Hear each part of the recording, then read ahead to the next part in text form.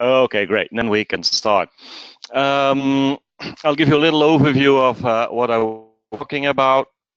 So first of all, I'll have an introduction defining basic sustainability is and scoping what we will talk about in this presentation. Then I'll introduce you to the AAA approach to sustainability that I use as a sort of a framework, a thought pattern that you can add actions and ideas to. And I will end with a more long-term view on sustainability. I called it here out of the current thinking patterns. You could also call it out of the current system patterns, but that is for the end of the presentation. Okay. So let's start with sustainable development and the definitions that are used. Actually, the best known definition is the one from the Bruntland Commission, 1987, so already quite a long time ago. And it states that sustainable development is development that meets the needs of the present generation without compromising the ability of future generations to meet their own needs. Now, this sustainable development contains environmental issues, it contains social issues, it contains financial issues, but the scope of the talk today will be on the environmental sustainability issues. And also what I will bring you is sort of a generic model, a thought pattern, but that each one has to fill in individually. And individually you can see actually even personally, because these things can be applied personally or by organization. The main idea of the speech is to be thought-provoking and idea-generating. And well, you'll have to judge if I have succeeded at that towards the end, of course. Now, what this AAA approach is concerned, it's very basic, it's very simple. It starts from an awareness idea. The organization has to be aware of the importance of sustainability. Then we can start adopting meaning we can start doing some actions, doing things. Doing actions will lead to achievements, to results, and these results in turn will bring new awareness. So it's like a classical cyclical thing that should lead to better and better situations, like we know it with Plan, Do, Check, Act or similar systems from quality. Now, in the awareness part, there's actually generally, when you talk about sustainability, there are two types of awareness. There's on the one hand, obviously, the spiritual, one could even call it a moral awareness. But on the other hand, there's also a very important part of business awareness, and I'll cover both. And if you look at what are things that could be in there, looking at the moral awareness, there are planetary changes, loss of species, loss of habitat. I'll talk a little bit about that in a second. In the business awareness side, there's the aspect of image and acceptance. Do people still accept my business if I am not sustainable? There's a marketing issue. Can I market sustainability? And there's a very important, of course, always in business, financial issue. The financial part, I'll come back later in the presentation with some examples. Now, the spiritual and moral awareness is a very general thing, and everybody can fill that in personally, of course. However, I want to make one thing clear with my view on this awareness. You very often hear people say we need to do sustainability to save the planet. Basically, I think the planet is very capable of taking care of itself. Actually, the planet was here before us and will most undoubtedly be here long after us. So the truth is, the planet does not really need us. We need the planet. So this spiritual moral awareness is actually a very selfish one. If we as a species want to thrive on this planet for a long time, we need to be more sustainable. Now, with the planetary changes that I was talking about that create awareness for sustainability, I just have two simple recent examples. The one is the development of the barrier reef. Most of you will have read about that, which is a shame for two reasons. It's a very beautiful ecosystem and it's a very rich ecosystem. So that's something we shouldn't lose. The next item, or the next thing that struck me very recently, and that was actually in the spring of this year, was a report that water was entering the World Seed Bank in Spitsbergen, Norway. Now, the reason why I found this amazing is because the decision to put the World Seed Bank in Spitsbergen was only taken about 10 to 15 years ago. And the reason was because they said the permafrost that is there is so stable that we'll be safe for hundreds of years. And within 15 years, they have water entering it, which is really showing that we have fast changes. So that's one aspect. The second aspect, of course, for me, are potential loss of species. And this just gives you a couple of the species that these are all endangered species that you see on this image. And of course, if the snow leopard disappears, that's not going to influence our lives very much. But to me, I think it would be such a shame to lose all that beauty. And I don't think we can afford to lose all this beauty. We know all the beauty that we can have on the planet. So these are a couple of things that I find important to work on sustainability. But there's also a business awareness. There's a business reason to work on sustainability. And the example I will give is one that most of you will know, probably many of you have visited, and that's SeaWorld. And obviously the big problem SeaWorld had with their orcas and their orca show, specifically after the documentary Blackfish was released. In fact, it caused their profit to plummet with, I think, 80%. So it was a very big financial setback for them. And what you see happening here is that there are certain social evolutions that might endanger your business if you're not aware of them. In this case, the problem is that, well, the evolution is that people no longer accept keeping animals like orcas in a pool. Now, it may be a very big pool, like the one in SeaWorld, but it is still a pool. And these animals, which are social animals, should not be kept there. You will see more and more awareness about that. Of course, now SeaWorld has understood that. They will stop their orca program. However, I think they should be very careful, because it might well be that the next step will be dolphins. And then SeaWorld will be confronted with the same problem all over again, but now not for orcas, but for dolphins. Now, does that mean that SeaWorld has to close its doors? Of course not. They will need to change their business. And again, there are now opportunities, for instance, through virtual reality, that SeaWorld might be able to offer its visitors an even more spectacular experience, maybe a sort of a swimming with orcas performance. So working on sustainability also gives you new business options if you are willing to think widely and broadly. Of course, the result of all this awareness should be visible in strategy. Now, when we talk about strategy, we talk about mission, vision, value statements, that sort of thing. And there is some very good news, because if you go onto the internet and you look at some of the big companies, you will see that they don't need to change much to their strategy in terms of sustainability, because in all these mission, vision, and value statements, you will have all these nice words: sustainability, social responsibility, ethics, care for the environment. It'll actually all be in there. Of course, this reminds us a little bit, and anyway, the people with a quality background, like all companies, have always put quality first.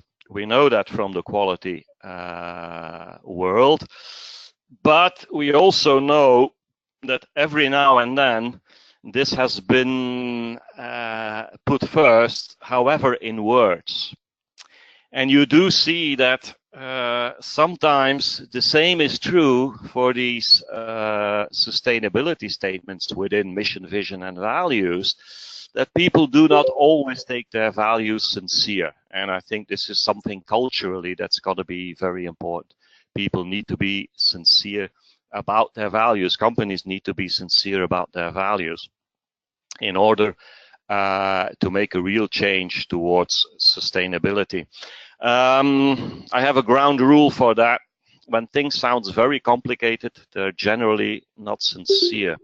And of course, as always with these things, if we talk about values and other things, the basic point is that it has to come from the top.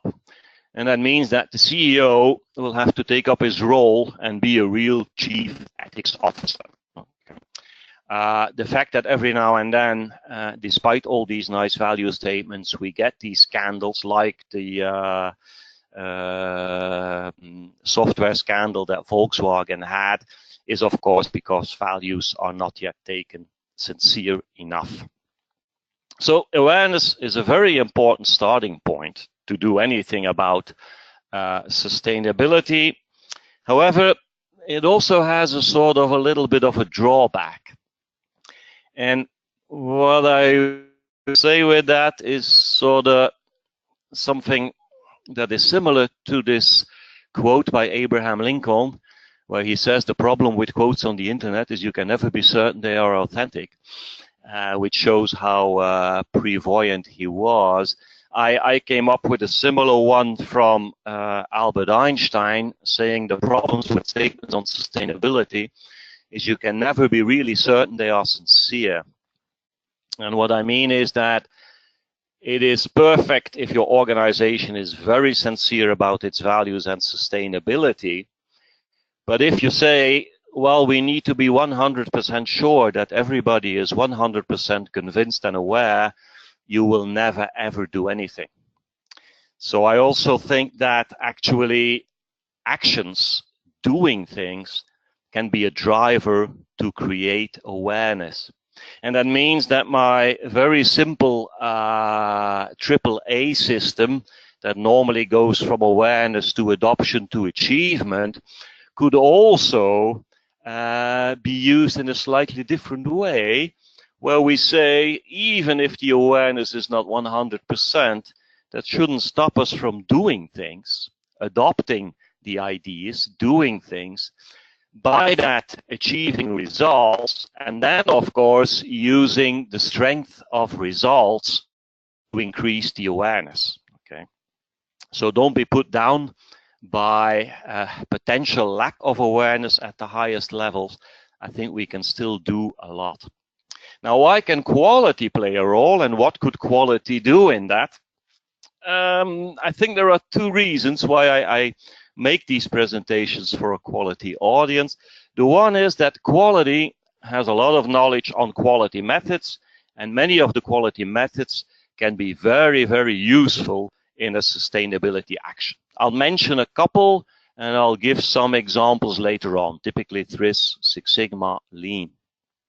Another aspect of quality is that we are present pretty much everywhere, not to do the work of others, but to help others do their work better. And that means that quality can be a bit of a catalyst in various departments to generate actions, to help people with actions on sustainability that then can lead to financial results, that then can lead to increased awareness. And in the next part of my presentation, I will try to give you a couple of examples of the sort of things that can be done in various departments and where possibly we as quality professionals can help. And the first thing I'll talk about is pollution and reducing pollution. Well, actually, reducing pollution is not what I want to talk about. That's already on here. Reduce, reuse, recycle. You all know this. Songs have been made about this, I think. But we know in quality that actually this may not be good enough. Fundamentally, we want to prevent. We want to prevent quality issues. We want to prevent customer complaints. And I think also in pollution, we need to think more about prevention. And the one department that can do the most about preventing on all of these aspects is design and development. I actually think as a quality organization, we should be more present in design and development, but that's another issue. Now, I'll give you an example. Next to me is on my desk here, is a laser printer, and every now and then this is empty, and then you need to replace the cartridge. Now this is an example of such a cartridge. This is a part of about 650 grams. It has at least 3 types of plastics. It has metal parts, and its function basically is to add 150 grams of powder. So this would very much look like if you're running on empty with your car, you go to a gas station, but instead of filling it up, you replace the entire tank system and put in a filled one. I don't think that's a very efficient way to go. So it's unbelievable how much efficiency, how much more sustainable and reduced pollution we could create looking at products and at the design of the products. A thing quality can do, for instance, is adding pollution risk to all risk analysis methods. If you have an FMEA system, you put that in there as a standard risk to be evaluated at each stage of the design. That could already be very important. I'm a big fan of TRIZ, theory of inventive problem solving, and I'll give a couple of simple examples in a second. And I think it's important that all of us, especially the ones in design, look at TRIZ and try to get some ideas from that. But fundamentally, it are thinking patterns, and the thinking patterns within design must go more to preventive, more to life cycle, and more to functional thinking. Now, let me try and explain these sort of general issues with some examples.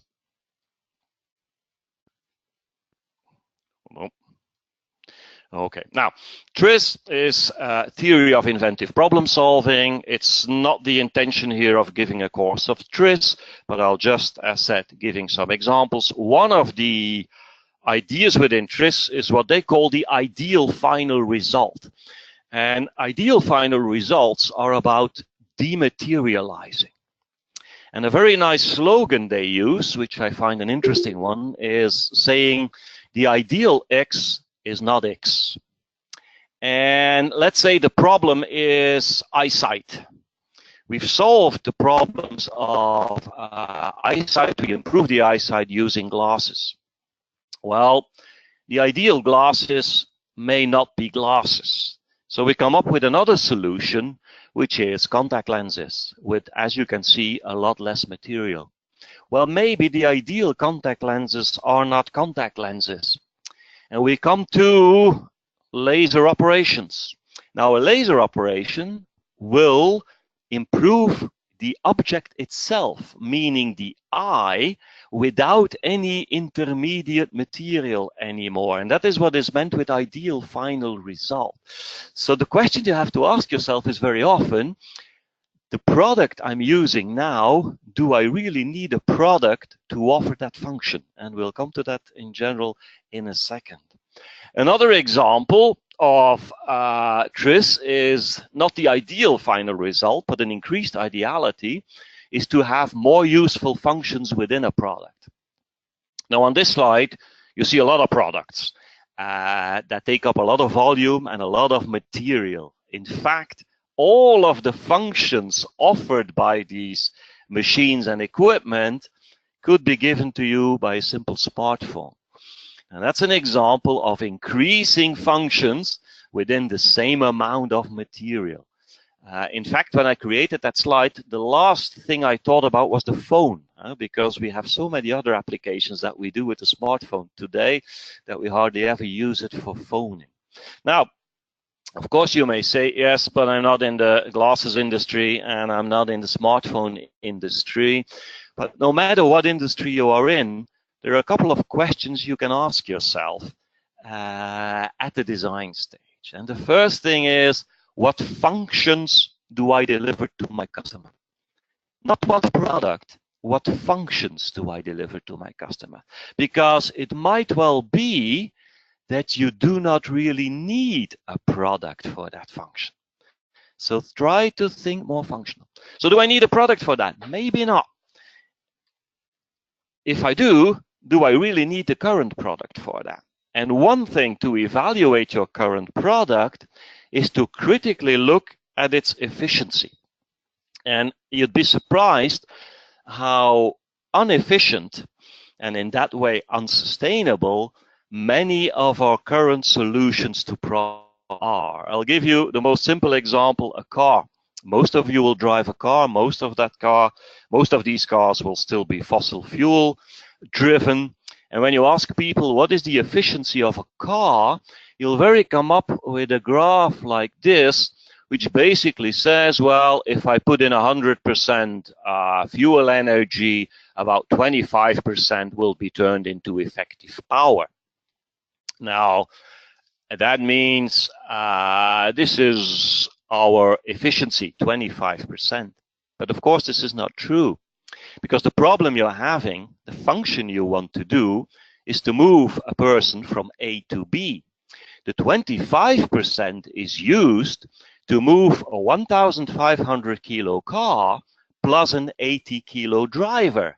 But the only efficient thing is the 80 kilo of the driver. So basically, your functional efficiency is 1.25% and not 25.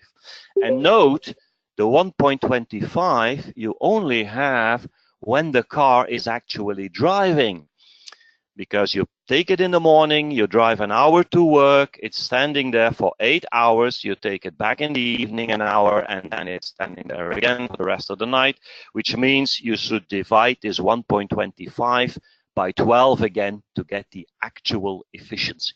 So don't underestimate how inefficient things are. And the questions on the previous slide, in any industry you can ask that, and I think in the industry you should ask that to see the potential of sustainability in new designs. Now, the next example would be operations. Now, operations is something that we're good at. Quality is very, very active within operations, and we do a lot. And even if the original idea might not have been increased sustainability, in practice it leads to that. Many of our projects go about reducing material usage, reducing energy usage, reducing water usage, and so on and so on. So basically, if we have improvement efforts, maybe we can focus them a little more towards sustainability targets, but many of them already will be. One thing you can do is look at your project selection process, and many people have that, and add sustainability as a criterion, so that if you have a list of similar projects, the ones bringing the most sustainability gains would get some more priority. So that's operations. As I said, something we're already very good at. And then there's another area where a lot could be done that might not be so directly come to your mind, and that's personnel. Of course, we love personnel because they pay our wages, but they could also do a lot within sustainability. Now, many companies have a company car policy. In Belgium, we bike a lot. And actually today, many companies have a company bike policy, specifically with e-bikes coming up. And you see many companies offering e-bikes to their staff. And people living between 5 and 20 kilometers from the job get a great alternative using an e-bike instead of a car. Most of them will arrive faster at work in their bike than in their car. Government is funding that a little bit, and many companies are doing it as well. So these are really simple things. You can promote carpooling. I'll come back to that in detail to show you some of the financial advantages that can come from something very simple like carpooling. So you can promote carpooling. You can install electrical vehicle loading stations, for instance, to promote electrical vehicles in your organization. Or even companies that sell air and hire a tire pressure check company that will, on the parking lot of your company, check all cars and give it the right tire pressure. That's good for safety, and that's also good for the environment. Now, does this bring business advantages? It does indeed. Innovative, environmentally friendly products will increase market share. People are increasingly aware of the importance of that.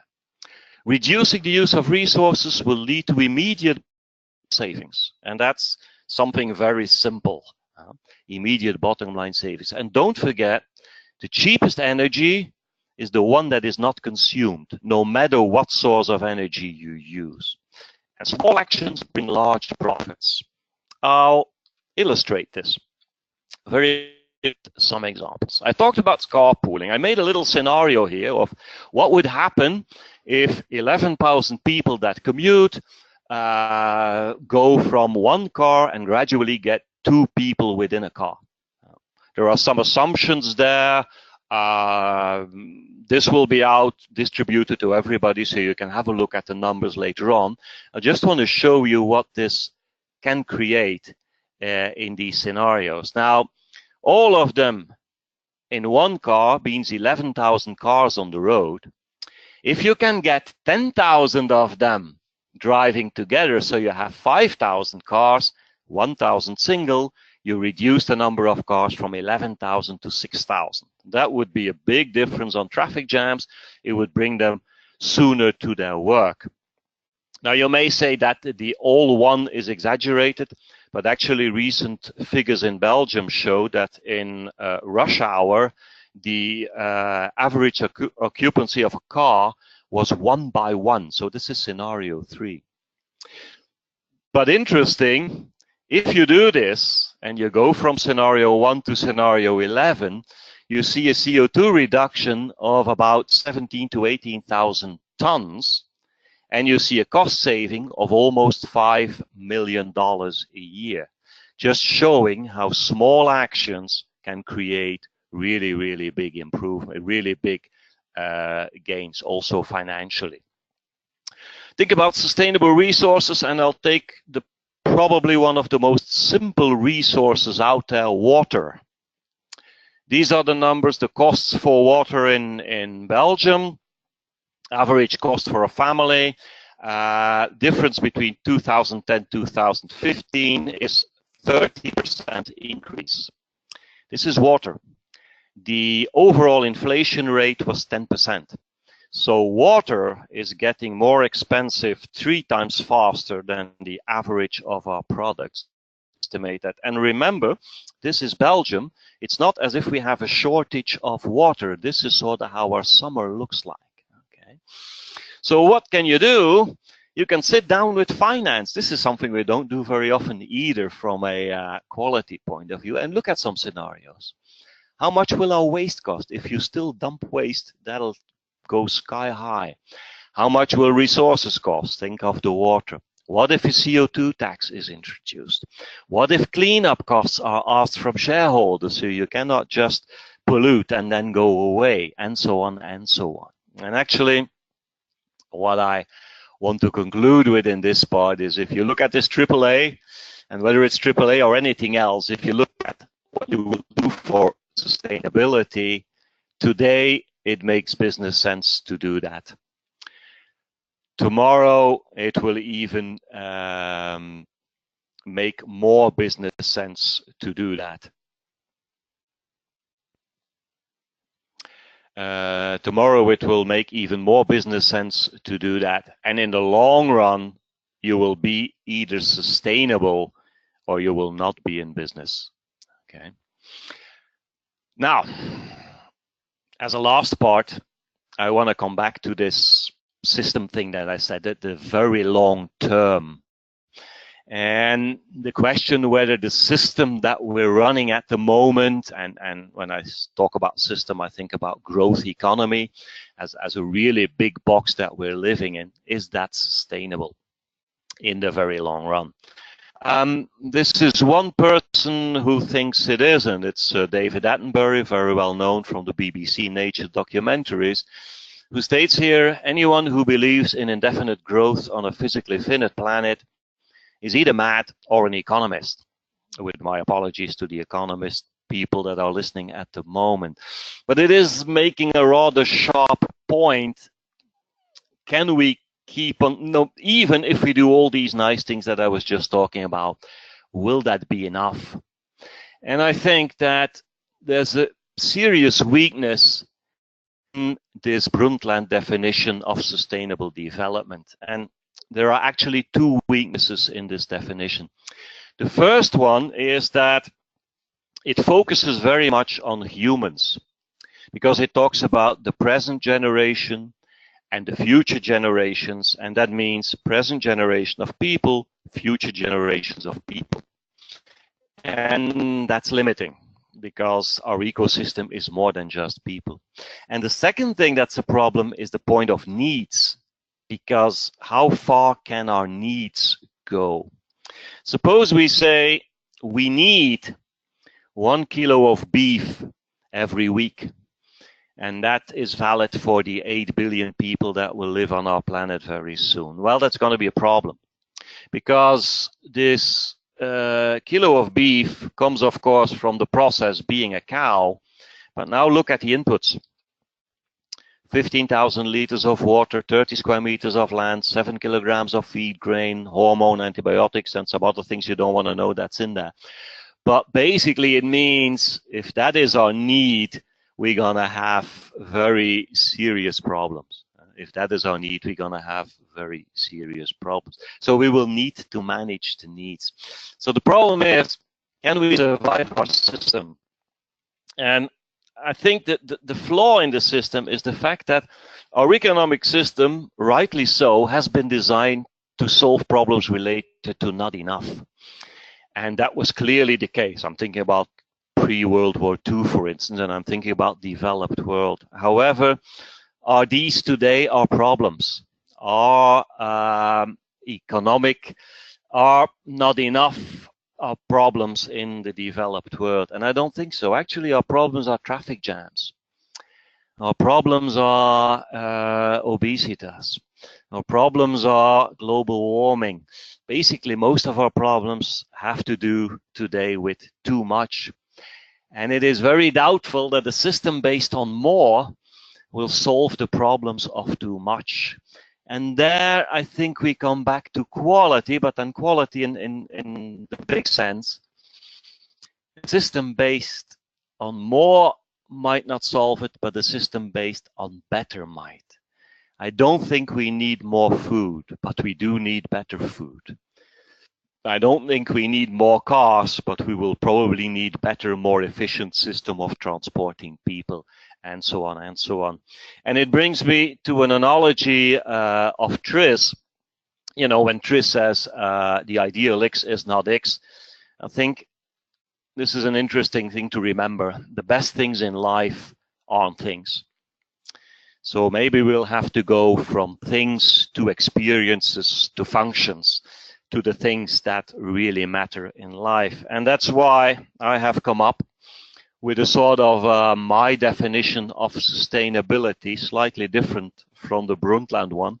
It's a bit arrogant actually to do that, but anyway, I'll give it.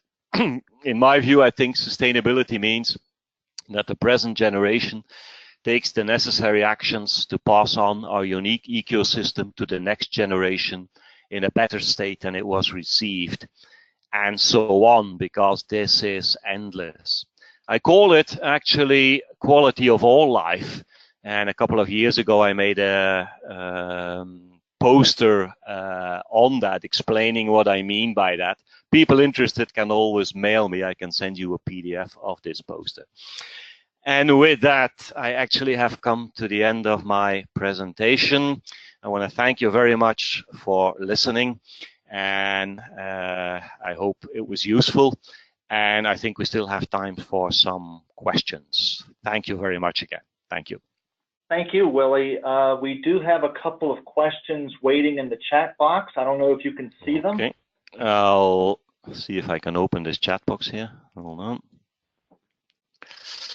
I haven't. Oh, is there anyone specifically that you? Looks like we've got about 3 of them now. I can read it to you if you want me to. Yeah, I have it here. Okay, good. Has there been studies conducted on the expense for an organization to convert to sustainable resources? I don't know. I imagine yes, but this will be very different from situation to situation. I know that in Belgium, for instance, many companies have on their roofs solar panels. Many companies have already windmills as well within the terrains of their business. Basically, they wouldn't do it if it wouldn't give them any financial advances. I have to say, especially at the beginning, there has been serious support from the government to do this. So, yeah, that's what I can say from the Belgian point of view.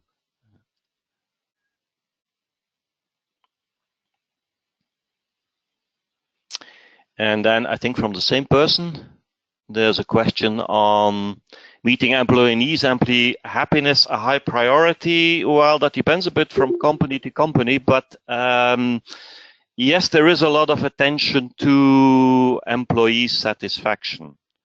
I think we have a very extensive social system also, and of course, there is a shortage of high qualified personnel, so it's important to treat your people right so you don't lose them.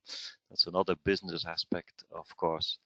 But yes, this plays a part. I take it the question came from the bicycle example that I gave here, and that's something that that lives really, also because cycling is very popular in Belgium, of course, maybe very specific.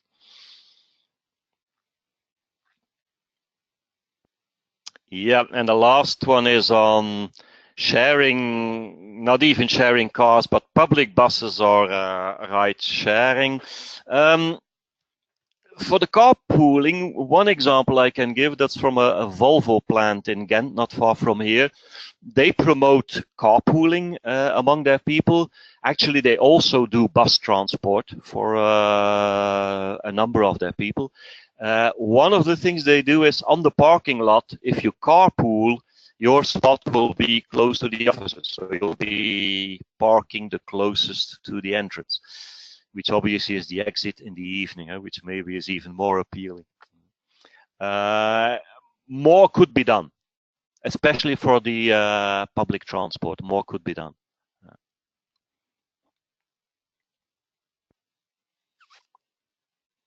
I don't know if Thomas is happy with these answers.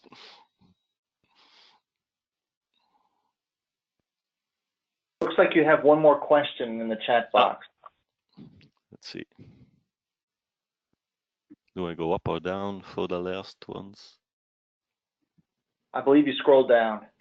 Oh yeah, aviation sector. Ooh, any specific idea related to aviation sector? Well, I think actually in the aviation sector,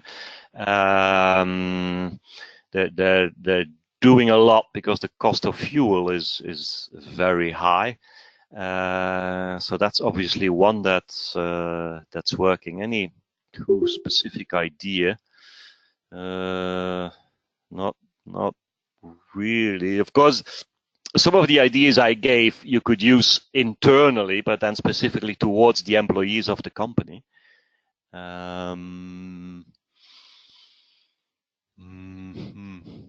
What else specifically? Engineering. You could look at the raw materials that are used. If you can, I'm not a specialist on the materials currently used, but maybe you can look if there's a possibility to replace materials by more sustainable materials. Yeah, as a passenger, every now and then when you get the food, there's also a lot of plastic and a lot of waste coming off that. But again, some airlines are thinking and doing a lot about that. That's another thing one could think about.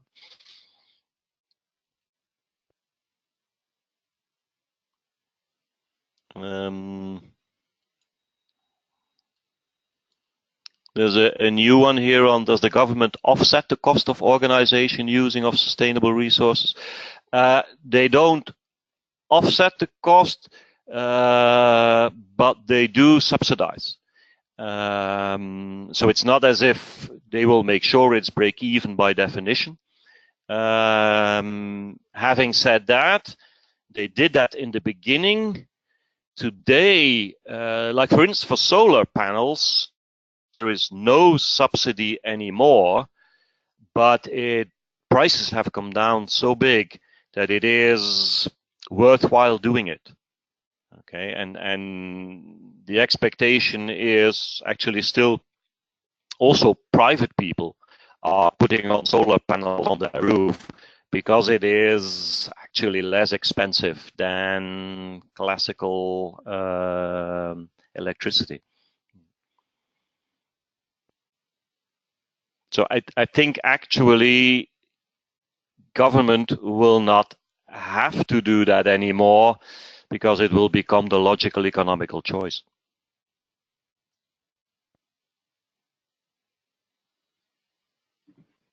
Okay, does anybody else have questions for Willy? If you do, please type it into the chat box. While we're waiting for that to happen, one last quick reminder to join us next Tuesday for Understanding Voice of the Customer with Tom England. That'll be at 12 noon Eastern Time. We'll wait just a few more seconds here to see if there's any more questions.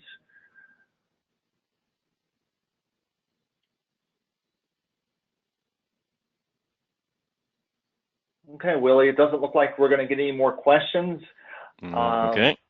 We'd like to thank you once again for presenting for us today. We will be asking folks to provide feedback on today's talk, and we will be happy to share it with you, Willy. Yeah, okay. And we'd like to thank everybody who tuned in for this today, and we look forward to seeing you possibly on Tuesday. Thanks once again, and hope everyone has a good rest of the day. Bye now. Okay. Thanks everyone for attending. Bye.